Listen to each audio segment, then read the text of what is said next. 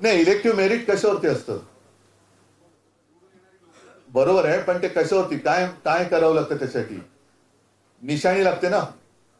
मग जर जिकडे ज्यांनी माझा पक्ष चोरला निशाणी, म्हणजे मी तुम्हाला नाही म्हणत, कृपा करून गैरसमज म्हणू नका, मी आमच्या विरोधकांना म्हणतोय की त्यांचे धाबे दणाणलेत आता की हे मराठी माणूस एकवटला तर आपलं काय होणार. म्हणून मग ते कुठेतरी त्याला काय तुम्हाला कळलं असेल त्यांचा प्रयत्न काय आहे तो.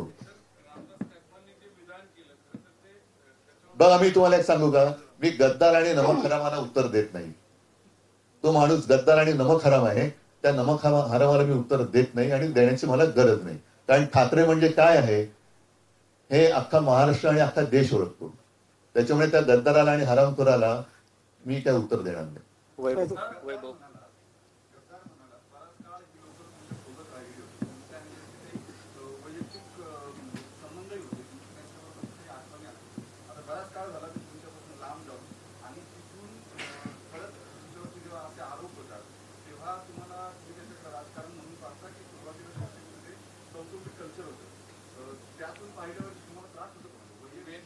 त्रास आणि वेदना होतातच, वेदना होतात, पण त्याच वेळेला शिवाजी पार्कमध्ये हजारो माणसं पावसात भिजत माझं भाषण मी थांबू का विचारल्यानंतर सुद्धा तुम्ही बोला म्हणतात, तेव्हा ह्या वेदनांवरती ते एक रामबाण औषध असतं. आणि शिव्या देणाऱ्यांपेक्षा आशीर्वाद देणाऱ्यांचे हात खूप महत्वाचे असतात आणि ते हात कितीतरी पटीने माझ्या पाठीशी उभे आहेत, म्हणून तर मी उभा राहू शकतो.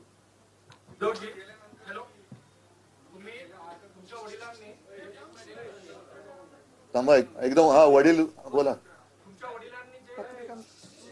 पत्रकार नाही येत. लक्ष्मण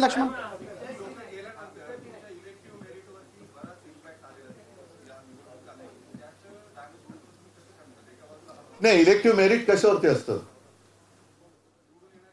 बरोबर आहे, पण ते कशावरती काय काय करावं लागतं त्यासाठी? निशाणी लागते ना. मग जर जिकडे ज्यांनी माझा पक्ष चोरला निशाणी वडील चोरले, त्यांचं कसलं मेरिट आलंय? त्यांचं कसलं मेरिट आहे? खरं म्हणजे हा अन्याय आहे. एखाद्या, मला मी स्पष्टपणाने जाहीर सभेत बोलले, ते आज सुद्धा बोलतो की निवडणूक आयोगाला कोणत्याही पक्षाचं नाव उचलून दुसऱ्याला देण्याचा अधिकार नाही आणि तो मी मानू शकत नाही, मी मानत नाही. त्याच्यामुळे माझा पक्ष हा शिवसेनाच आहे, शिवसेनाच होता आणि शिवसेनाच राहील. नाहीतर मी निवडणूक आयोगाचं आयुक्ताचं नाव हे धोंड्या ठेवलं होतं. आता तो धोंड्या गेला, कुठे गेला तो मला माहित नाही, पण आता नवीन गोट्या आला असेल तर त्याचं नाव मी गोट्या ठेवेन.